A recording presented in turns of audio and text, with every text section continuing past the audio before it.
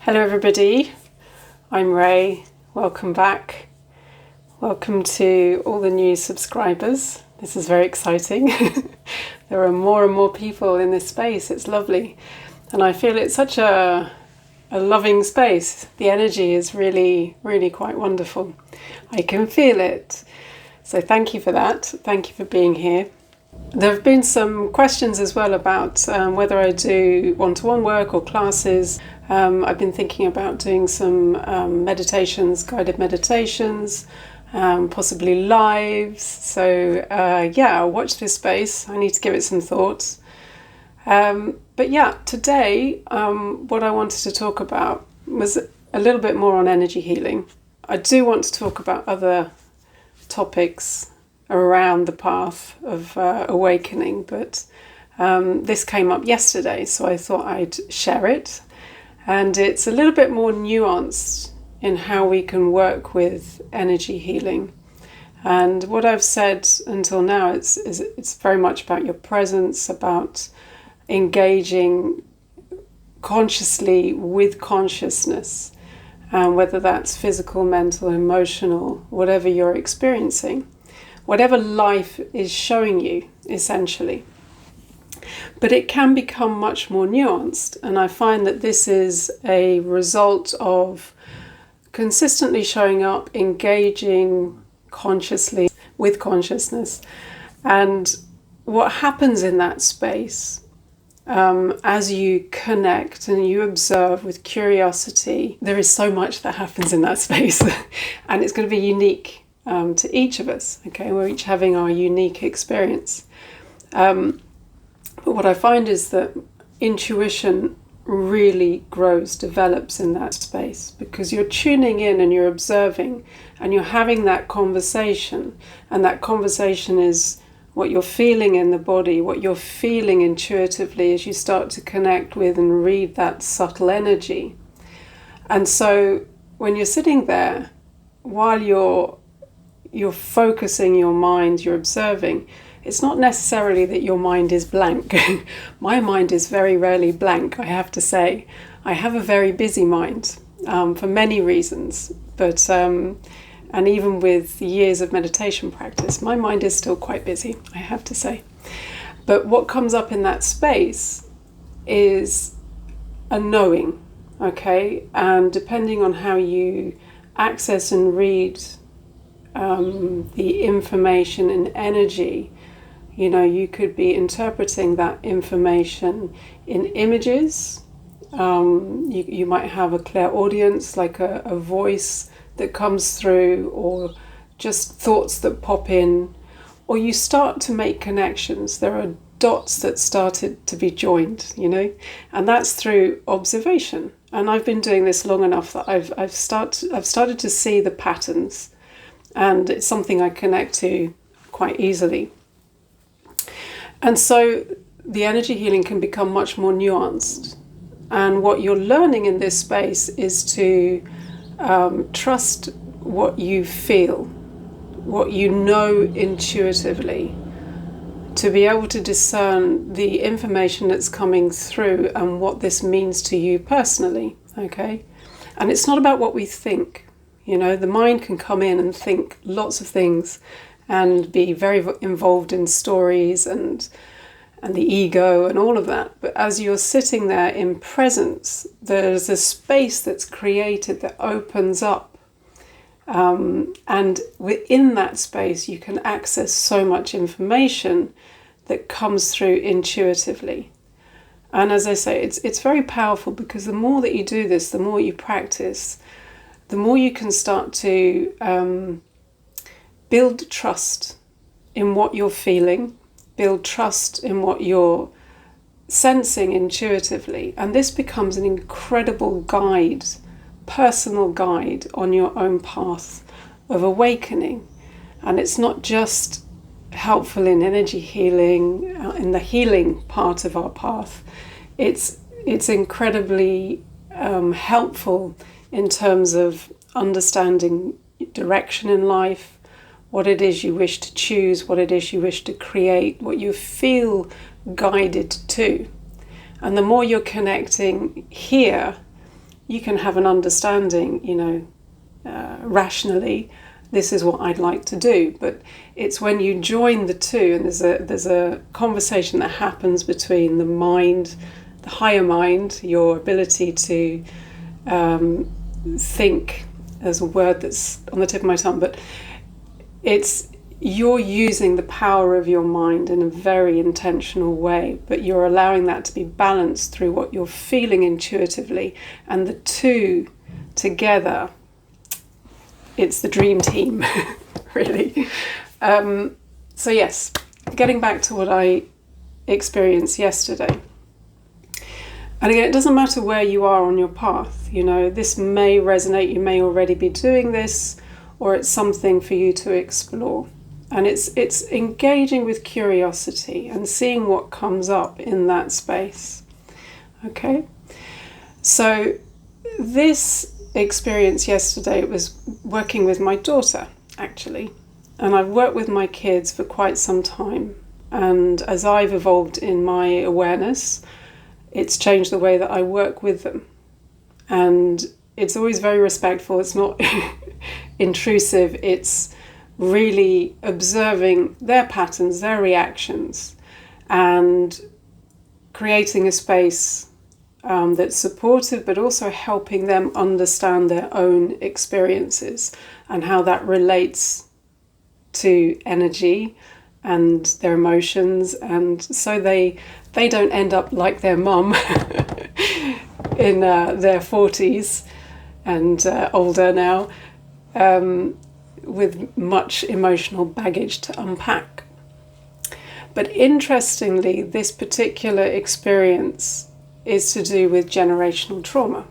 Now, I've unpacked a lot of that, but it's incredibly important work. Somebody made a comment yesterday about the spiritual path being a very personal path, and how shadow work and working with generational trauma often can be a very important aspect of that. We'll talk about that more, I'm sure. But what I observed was that my daughter had a very strong reaction over seemingly something very insignificant. And it's interesting because what we react to in the moment is very usually about the thing that's happening. It's triggering something deeper. It's triggering that stress memory. It's what I call the unique stress signature. And so something within is being reactivated by something seemingly quite insignificant. It was the lack of chocolate spread at breakfast. It was simply the expectation of something, and then the experience didn't match the expectation. And the reaction that my daughter had was quite significant. I saw her go from a very, very happy state to something deflated. It was like she lost her energy. She lost her power, actually, to something that was that there was an attachment to. And it wasn't the chocolate spread, because we found more chocolate spread and she still felt deflated. So there you go. Now, because I've worked with this for long enough, and I've seen the patterns, and I've seen this happen before with my daughter, and I've understood, and I understood perhaps in that moment more than I ever have before, because sometimes it takes a while for the awareness to really come in and for those dots to be joined. And I've seen this happen with my daughter, and there's this desire to help her shift out of this pattern. And what I understood it to be was, and I said to her immediately, this isn't yours, this is mine.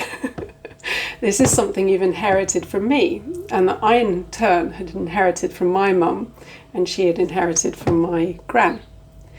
And we sat with it. I said, come on, let's just have a look at this. And this is what I do very regularly with my kids, when it's appropriate, And I'm helping them from a very young age to understand what it is they're experiencing, so that they don't lose their power to these things that happen in our day-to-day life, and so that they have an understanding of how to create enough space to shift out of that reactivity. should be taught in schools, I feel. Maybe one day it will. But what I ask her first is, what is it you're feeling? Because being able to articulate what it is you're feeling and to identify the emotion is really powerful, because what you're doing is you're acknowledging how you feel. How you feel is important, okay? And to not dismiss it. And the moment you say it out loud, something shifts already, you know? There's more space for it.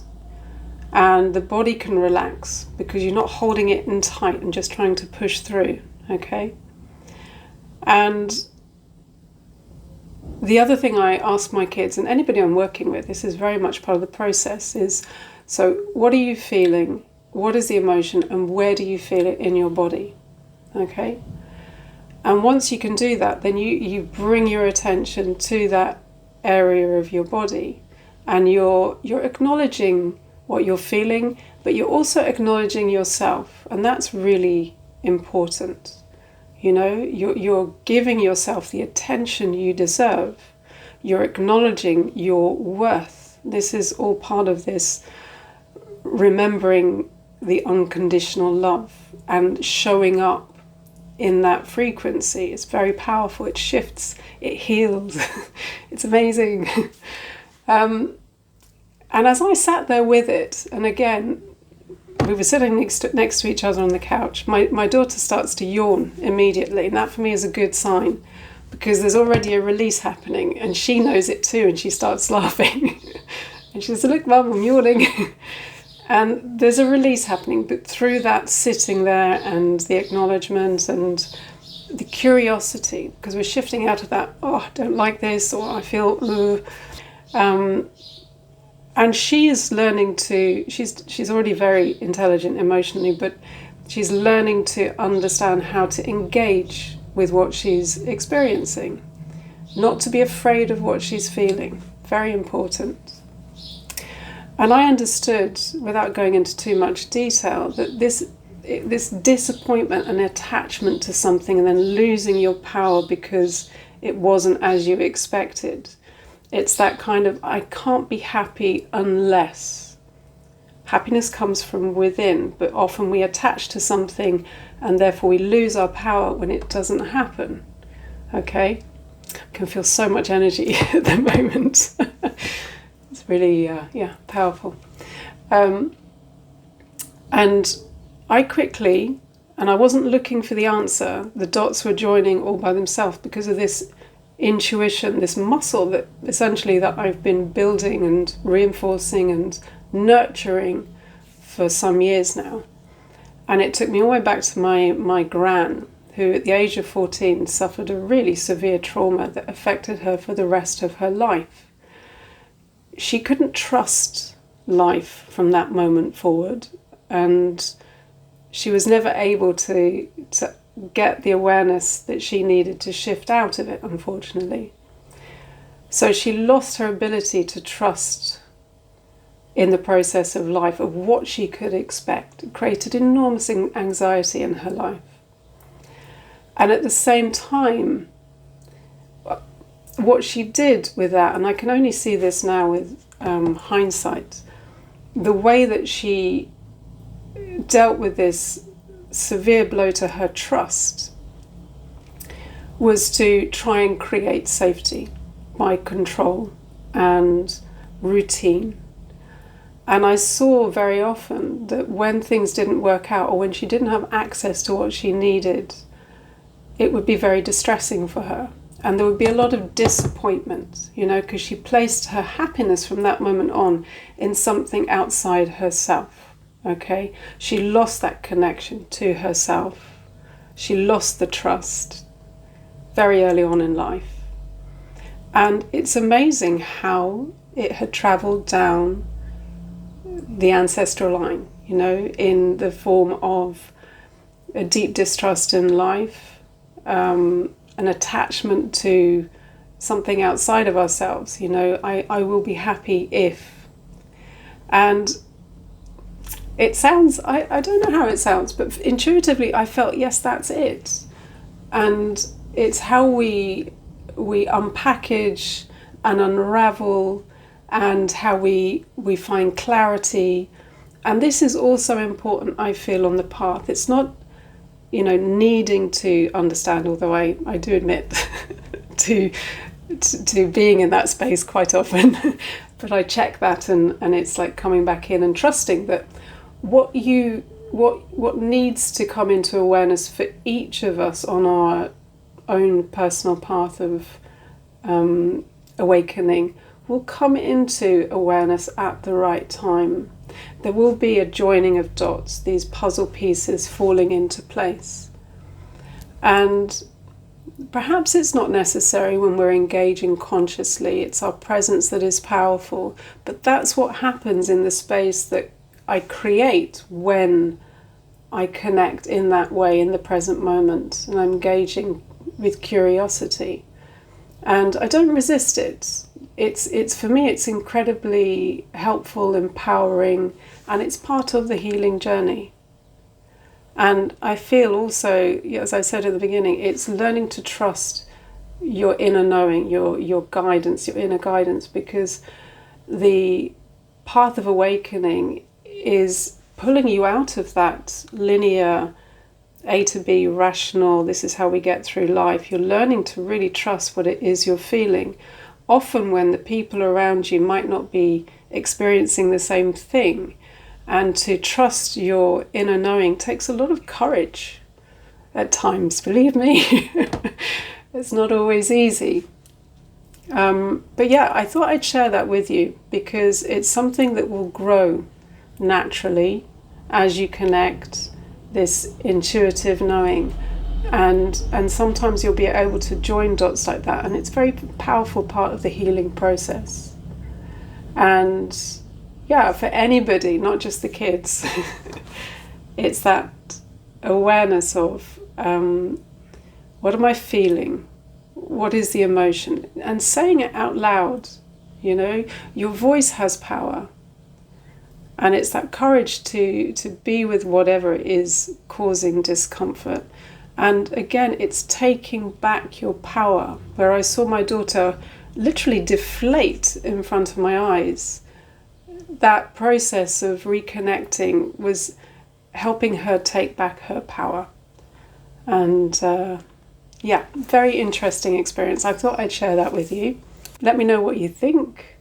Thank you again for sharing your comments and for the support.